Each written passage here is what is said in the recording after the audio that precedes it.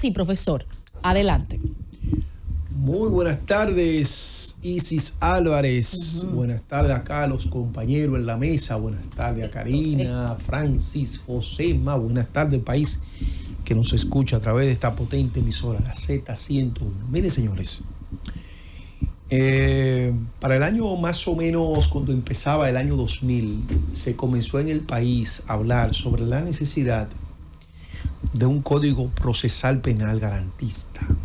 Recordemos que veníamos de una época, los 12 años de Balaguer, luego los 8 años del PRD y la vuelta de Balaguer, regímenes de gobierno que se protegía o casi no se garantizaban los derechos humanos de los ciudadanos. Entonces, en el país existía un código procesal penal que en cierto modo vulneraba las garantías constitucionales de los ciudadanos. Y a esos fines, organizaciones de la sociedad civil comenzaron las universidades.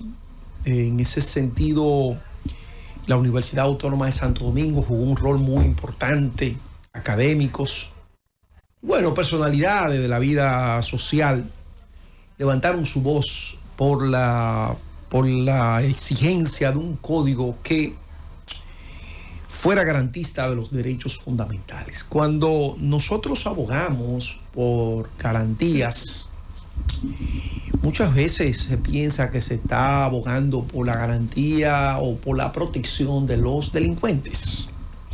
Recordemos qué pasaba en los años 80 y 90, que cualquiera de nosotros, jóvenes, entrando a la universidad, éramos detenidos por una patrulla de policía. Sin más ni más. Simplemente usted está detenido porque usted anda con droga o porque usted tiene esto. Todo ese tipo de práctica, en cierto modo, violadora de derechos humanos y de la presunción de inocencia, fueron desterradas con ese código procesal penal, que en su momento se llamó Nuevo Código Procesal Penal, que fue un código modelo replicado en toda América Latina. Recordemos que América Latina estuvo azotada por gobiernos de fuerza, por dictadura. Videla en Argentina, Stroessner en Paraguay, todas las dictaduras que sacudieron el cono sur, y aquí en Centroamérica también. Recordemos todos esos gobiernos, la guerrilla que hubo en Centroamérica. Entonces, todos esos gobiernos no respetaban los derechos humanos. Entonces, esos códigos que estaban para, vamos a decir, resolver los conflictos sociales, estaban basados básicamente sobre la íntima convicción del juez. Entonces, se establecía lo que Eugenio de Jesús Zaffaroni, penalista importante argentino, profesores, juez de la Suprema Corte de Argentina. Entonces, en América Latina se daba el delito de condición social, el delito de condición social. Por eso las cárceles estaban repletas de gente pobre, por la condición social. Entonces veíamos que la cárcel siempre estaba repleta de lo mismo, el del barrio, el de algunos perfiles, era el que el sistema carcelario atrapaba. Entonces, ¿qué ha fallado en el tema de la persecución del delito? No es el código que ha fallado, no es, vamos a decir, la policía, porque la policía es una parte del, vamos a decir, de una de las partes que está para perseguir el delito. Lo que ha fallado es realmente la participación de un ministerio público especializado, técnico. Por ejemplo, este caso que están hablando los compañeros, que yo debo decir algo sin ánimo de apartarme de mis concepciones garantistas, que muy rara vez escuchamos que uno de los muertos fue un santo. Cuando se pregunta, paradójicamente o vamos a decir coincidencialmente, siempre tienen un prontuario. Siempre tienen un prontuario. Lógicamente, no me confundan que yo entonces estoy aprobando o legitimando el tema del intercambio de disparos. No me confundan una cosa con la otra. Lo que queremos decir es que cuando se levantan la información del prontuario, entonces no estamos frente a mansas ovejitas, sino son gente que tiene un rosario de situaciones. Ahora, ¿qué pasó en Colombia con el tema de la guerrilla? En Colombia se estableció lo llamado falso positivo. ¿Qué fueron los falsos positivos? Bueno, el gobierno, para desacreditar la guerrilla en Colombia, disfrazaba delincuentes de guerrilleros y decía: matamos 3 delincuentes, matamos 5 delincuentes, 6 delincuentes. Y no eran delincuentes nada, eran simplemente personas que eran utilizadas para mandar una información a la opinión pública de que se estaba luchando contra la guerrilla. Entonces se disfrazaban personas y caían abatidas, y finalmente se enteró porque en los barrios desde donde caía uno de esos muertos, por ejemplo, si usted vivía en el sur, lo llevaban para el norte y decían: pero que fulano era guerrillero, pero no lo podemos creer, ese muchacho era esto, era bueno, era un muchacho trabajador. Entonces ahí comenzó a desacreditarse la lucha contra la guerrilla en Colombia. Entonces todo el mundo aplaude, y nosotros lo vemos aquí en el debate, todo el mundo aplaude en el sentido de que son delincuentes. Todo el mundo aplaude. Ah, son delincuentes. Pero quizás la defensa es a que no se utilice el argumento cuando no sean delincuentes. Cuando se quiera buscar una respuesta o una salida, entonces se ejecute al que primero se encuentre, y este fue el que hizo tal hecho, o a este era que estábamos buscando. Entonces, por eso siempre tenemos que establecer que no se puede aplaudir los malos precedentes. En la República Dominicana no existe la pena de muerte. Aunque uno pueda sentirse bien con que 3 individuos que tienen en zozobra una comunidad, pero amor con amor se paga. O sea, tienen unos prontuarios de muerte, de delincuencia, de droga, de vaina, de extorsión. Entonces se le aplica una medida extrajudicial.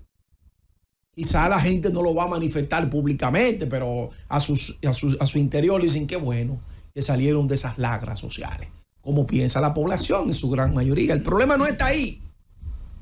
El problema está cuando, bajo ese mismo esquema de eliminar personas, se terminen eliminando personas que no tienen nada que ver con eso, los famosos falsos positivos. Entonces, por eso siempre es importante que, si no tenemos un régimen donde tengamos aprobada por ley la muerte extrajudicial, entonces que se agote el debido proceso.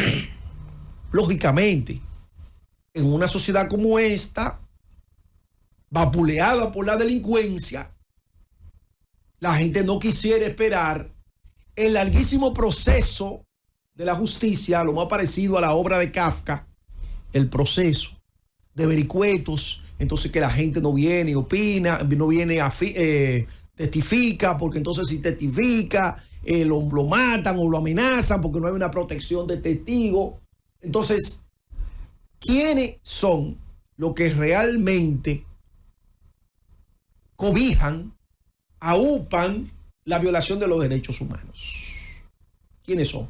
Bueno, los propios poderes públicos. Porque si existiese en el país protección de testigos, si existiese en el país un cuerpo normativo que garantice que la persona que vaya y testifique, porque ustedes sabían, compañeros, que en muchos casos se caen en la justicia y el que mató a una gente en un barrio vuelve y le saca la lengua a los familiares, porque cuando llega el momento de testificar, nadie quiere testificar porque ya se le dijo: mira, si van y testifican, ya tú sabes que nos lo llevamos a todo. O sea, hace falta una reforma a esa normativa penal para que ciertamente pueda existir defensa de los derechos humanos. Pero también la policía, se necesita también una ley que se comprometa a la responsabilidad penal de los policías. ¿Por qué? Porque usted nunca ha escuchado a nadie levantando una demanda contra la policía porque le mataron un familiar de manera injusta, ilegal.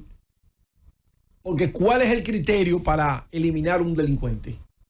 ¿Cuál es el criterio? ¿Lo sabemos? No lo sabemos. ¿Qué se hace? Lo primero que se hace es que a nivel de opinión pública se dice es un delincuente. Y ya es un delincuente, sin más ni más. Entonces, mi reflexión en la tarde de hoy va enfocada que muchas veces aplaudimos cuando verdaderamente estamos frente a un delincuente, Héctor. Cuando estamos frente a un delincuente aplaudimos, pero cuando el que se mata es una persona seria y nos lo presentan como delincuente, simplemente para generar una situación de que estamos trabajando, de que lo estamos haciendo bien, ¿qué pasa? ¿Quién le devuelve a esa persona honesta, trabajadora a la sociedad? Entonces, por eso, siempre es importante enfocarnos en los protocolos, en la ley, y que ciertamente si un policía defendiendo su vida o tratando de imponer el orden mata a un delincuente o un presunto delincuente, porque óyeme, hasta hablamos de delincuente, cuando lo correcto es decir presunto delincuente. Entonces ahí nosotros bien pudiésemos decir, bueno, porque por ejemplo eso que pasó en la Jacobo, nosotros como comunicadores nos hemos cuestionado. Fueron con el fiscal. ¿Cuál era la orden? ¿De qué se trataba? O sea, había una motivación. O sea, nosotros no hemos cuestionado en condición de que fueron esas dos patrullas a ese lugar, que probablemente está lleno de familia, está lleno de niños, de envejecientes. De gente que usted conoce. Claro, entonces tú dices, pero ¿y entonces cuál es el criterio de esto? O sea, tenemos que aplaudir esto porque simplemente con dos comillas, porque a mí no me consta. Y como a mí no me consta como un comunicador, yo no puedo decir que son delincuentes, porque yo no lo sé. Entonces, como a mí no me consta que son delincuentes, ahora, yo como ciudadano lo que me gustaría saber es de qué se trataba. Había un fiscal presente. Estaba legitimado ese hecho. Entonces, ¿lo estaban persiguiendo? Si lo están persiguiendo, ya digo, bueno, espérate. Y eso tiene otra connotación. Pero en definitiva, nosotros no vivimos en una sociedad sin leyes.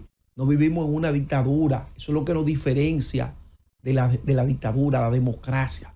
En democracia hay un régimen de consecuencia y todos están obligados a cumplir el pacto social. Ese pacto social es la ley y la ley es vinculante a todo el mundo.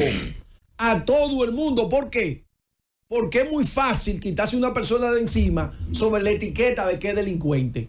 Y cuando no lo sea, ¿cómo vamos a responder frente a eso? Entonces, por eso siempre tenemos que, aunque resulte no agradable al oído, porque muchas personas han perdido familiares queridos de parte de la delincuencia ha hecho mucho daño, pero a pesar de todo eso, siempre tendremos que levantar la voz por los derechos humanos, no en favor de los delincuentes, sino en favor probablemente de quienes no lo son, que se pueden ver en una situación como esa. Entonces, nosotros como sociedad nos estaríamos lamentando. Francis.